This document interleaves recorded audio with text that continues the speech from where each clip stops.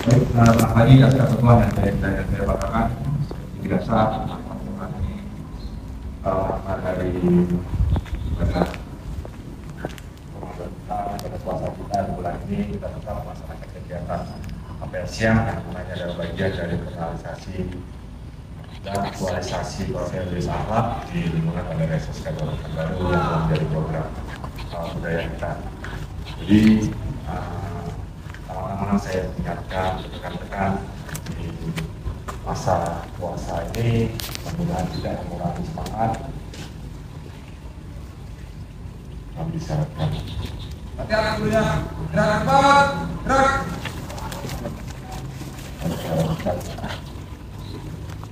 Jadi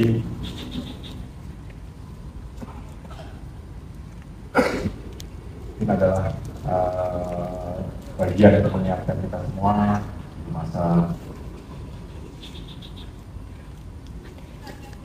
puasa ini, tidak mengurangi aktivitas kita, semangat kita, fokus kita untuk mengawal pelayanan operasional di bandara untuk terus dapat berjalan sesuai dengan yang kita harapkan dan penumpang maupun para pengguna jasa harapkan. Rekan-rekan yang saya cintai dan saya banggakan, mungkin bagian dari internalisasi kembali serta dengan harapan nanti ke depannya kita bisa melakukan aktualisasi kodex akhlak.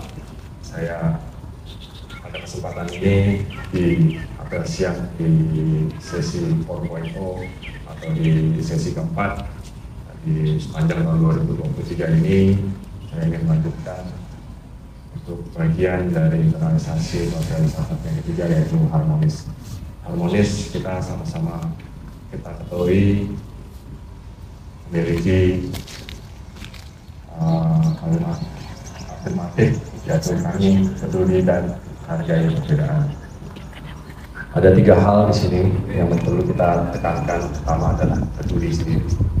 Peduli artinya kita bangun semangat untuk saling tolong-menolong, tidak harus diminta tolong-menolong. Itu berangkat dari kesadaran kita, kesadaran melihat rekan kerja kita yang mengalami kesulitan untuk melaksanakan kegiatan untuk tujuan bersama, yaitu tentunya dengan target-target perusahaan, baik yang operasional, apa yang dilaksanakan, yang sudah biasa dengan melakukan kegiatan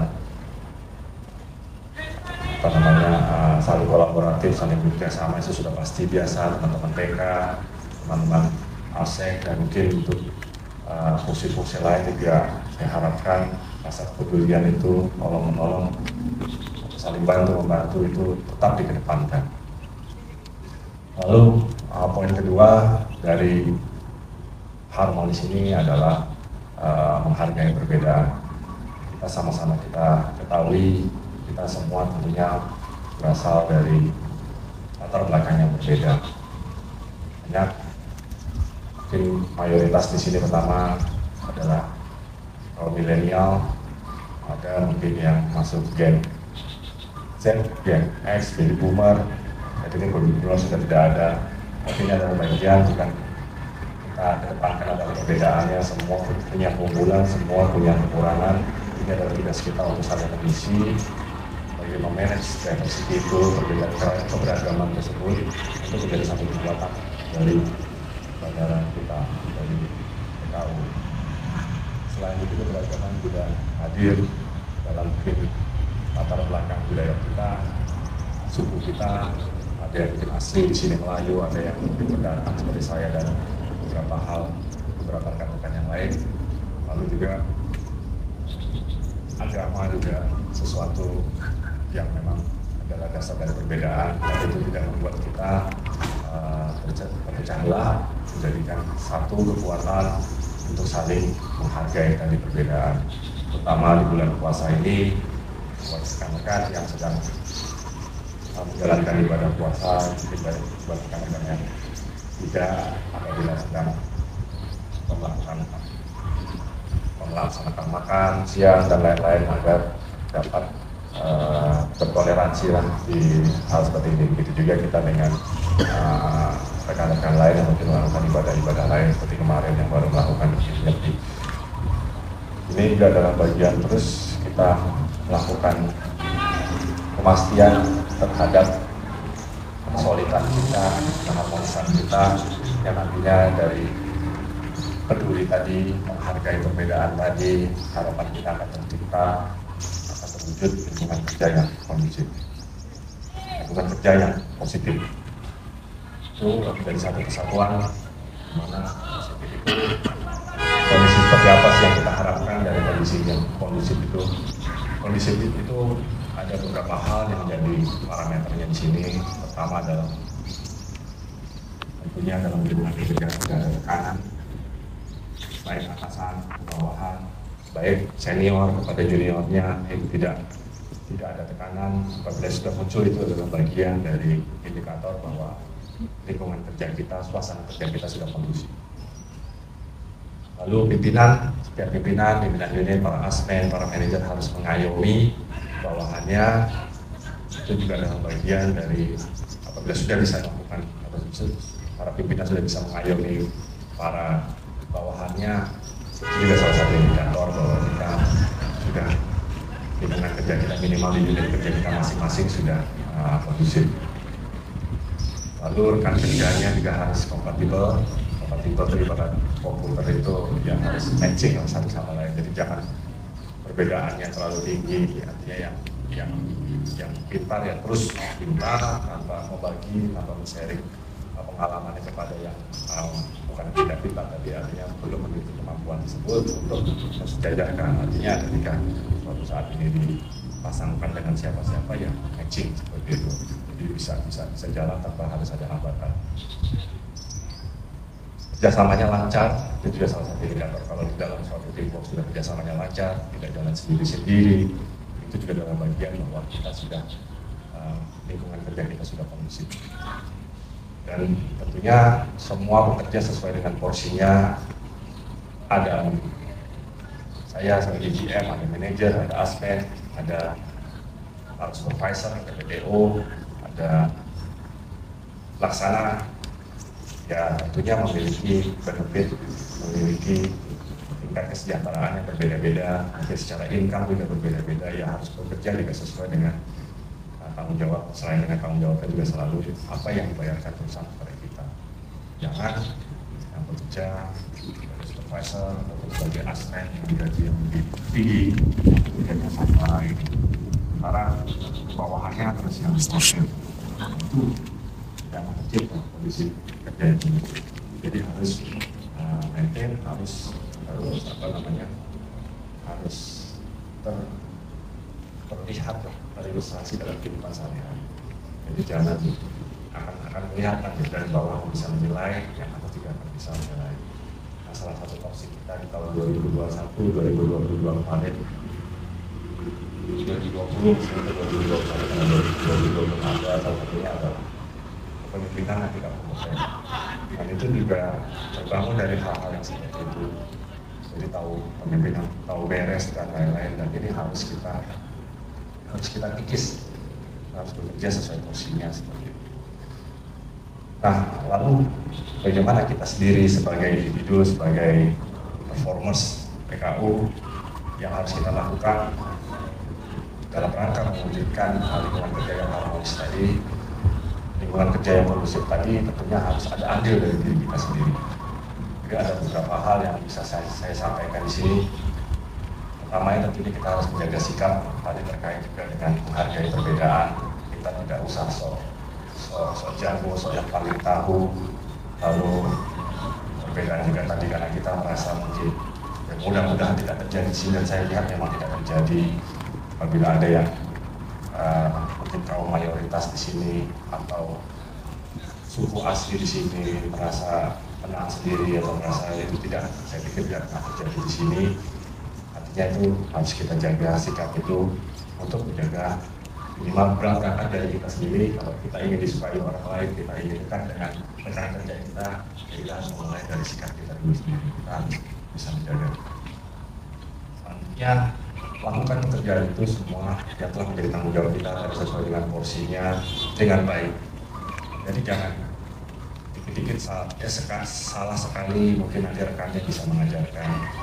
Tapi kalau terus-terusan setiap hari ya salahnya, kok nggak berkembang ya. Itu juga teman menjadi teman rekan kerja tidak menjadi apa ibaratnya setep ya, jadi bete gitu. Jadi kalau memang kita selalu melakukan pekerjaan dengan baik, tentunya orang juga akan menilai kita baik juga, dan orang akan merasa nyaman. Dan ketika nyaman itu terbentuk, harmonis juga akan terbentuk.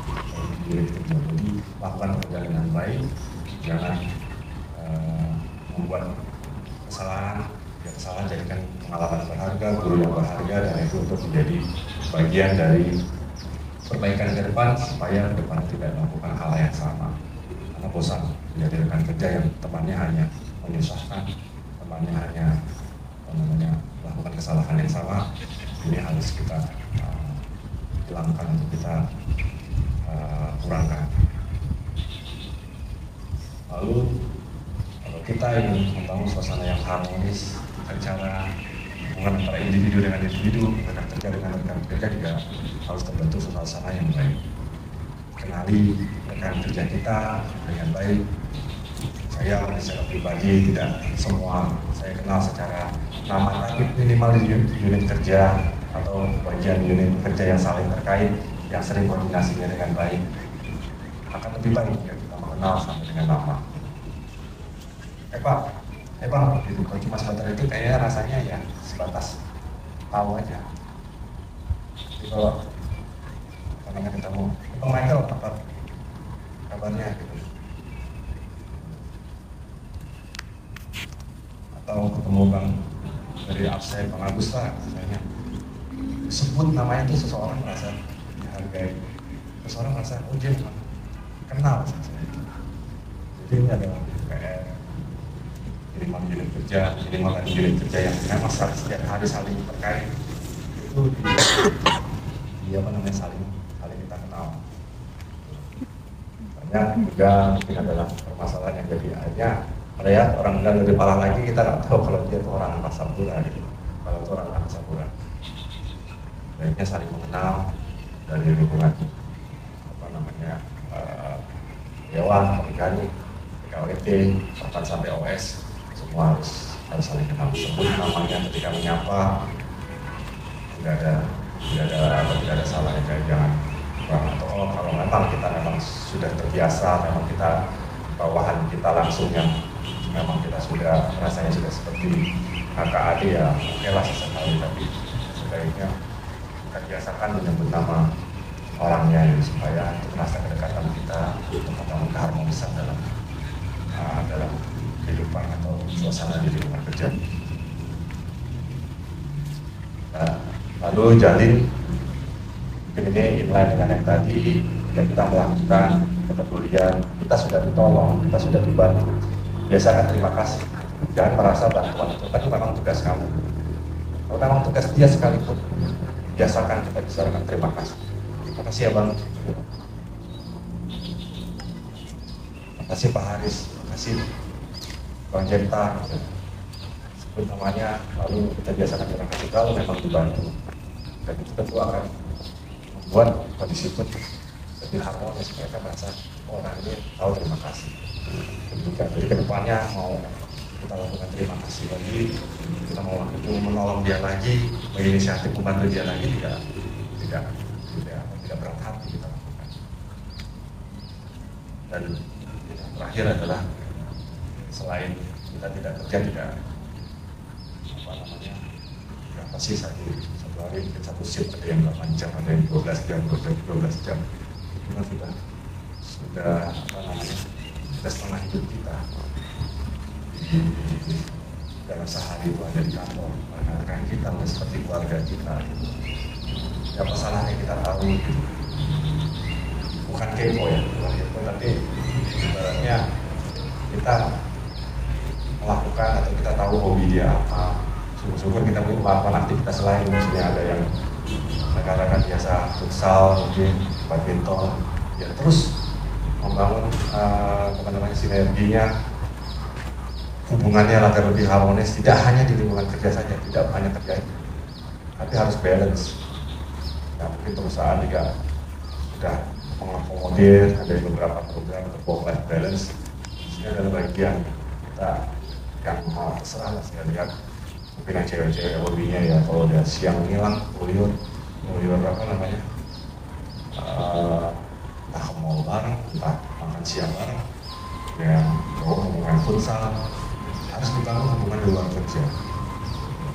Dimana dia kita yang semua adalah bagian dari keluarga yang udah setengah kehidupan kita ada di bersama yang melakukan kerja kita, lapangan jam kita itu seperti kan di rumah bukan kita akhirnya menyatukan orang rumah ya, tapi akhirnya kita harus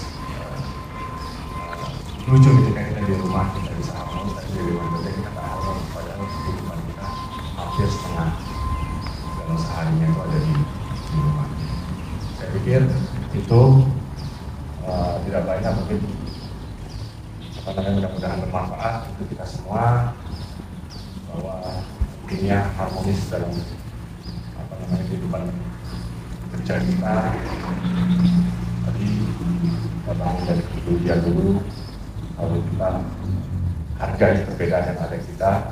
Itu juga adalah salah satu tolak ukur dari Kementerian BUMN, Managing Diversity, harus keahlian yang dimiliki oleh para pemimpin di BUMN. Hanya akan related banget dengan harmonis yang kita harap, harmonis ini. Dan terakhir adalah menciptakan kerja atau terciptanya secara otomatis. Jika dua hal itu kita akan bisa kita lakukan, pilih hargai perbedaan, tentunya kondisi lingkungan kerja kita akan tercipta secara kondusif dan terus akan berbuat sesuatu hal yang positif. Saya pikir itu sekaligus mungkin tetap jaga kesehatan, jaga kesulitan di periode puasa ini yang di awal-awal kita juga sama-sama kita ketahui mengalami penurunan traffic, tapi jangan sampai menurunkan motivasi kita, menurunkan fokus kita untuk mengawal operasional dan servis di bandara SSK 2 ini dengan baik. Itu juga dengan rekan-rekan kerja yang back office. Saya pikir itu mudah-mudahan bermanfaat. Apabila terjadi, wassalamualaikum warahmatullahi wabarakatuh.